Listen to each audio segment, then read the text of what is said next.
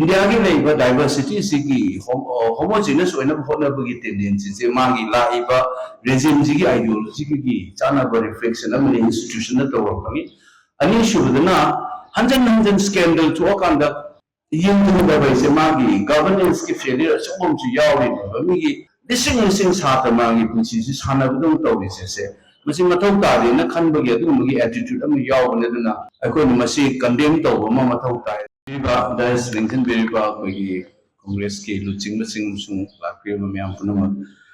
I Kogi Nitsi Sai on the Sunhan Moi delegation any whom Surego on a Rizamani Pulisu Lane Tad and a Kai Matam the Pekan to my Tavia the Togusu timing should be all the high. I will extra Matam to be the high the Kiswida school zones on side of Kambusu technical village Lakusu. करीम तो तौदे है से मसी कदाई दे छोइरे इनो the अखोगी one nation है बिगी concept see the diversity लेबा अखोगी तोमान बको लेबे education मक्ता होइरे मागी state की subject याउजर म पोचुसु concurrent list थांगन Bum तौका the सिगी homogeneous होइना बखोना बदा लोकल की स्पेसिफिक होइबा अंदेगी इंस्टीट्यूशन सिंग ऑटोनॉमी आइनो जाओ जरिबा जेएनयू सिसो कै तोमान कंडक्ट तौजरम एग्जाम से National Testing Agency Lobson Grove. Adagi Aduna Male and Sunim, like we don't have diversity except our example of Pizza Vivani Poesy. India has a Mapu, can I come in a genuine administration and step and a deprivation point and pyramid. I couldn't come to backward by state, they get half missing is the extra marker Kahapa, and they get piece in the so extra marker Kahapa Kanda. I could get student composition, they combine the Rongena. Northeast issue, adagi kwai mapa na koi dobi oiba na traga koi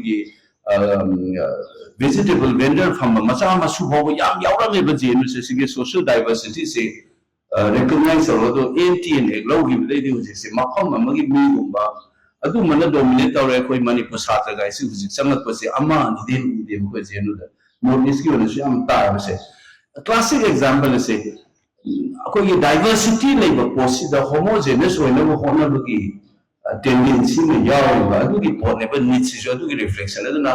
political ideology में नसाई की Hindutva one nation की करी ये concept से institutional level जो तौर पर देगी diversity से मांग को कि बहुत चाव न ममिता रे ने बसी की अंदर की crisis से अभी second में ना हजन छोड़ रहे हैं नीचे अमुक नती बसी की scandal तो ऐसे Moi si yengzhen na khotren su thokna bo hola da se sa sina mu administration da su soil ne se pochi ani ne ko na guri se India ki nei ba diversity sigi homogeneous hoina bo hola bo gi tendency se mangi la iba regime ji ki ideology ki chana ba reflection amne institution na to kami ani shubdana hanjan scandal to akanda yeng ba ba se mangi governance ki failure chom ji yawi ba mi Listening साथ मांगी पुंसी से साना बदम तो से मसी मथौ तादे न खनबगी अदुमगी attitude अम यावने दना अखोय मसी condemn तो अम मथौ ताय दुगा यारगदि मसी मुथलगा नसाई diversity recognize तो बा the judicious one exam जे पांथो गई चाहे नाउ सिंगी मपुंसी साथ नहारो हबले सिकी पुंसी से कोई सेंबी बकन बि मोइदा दुंबा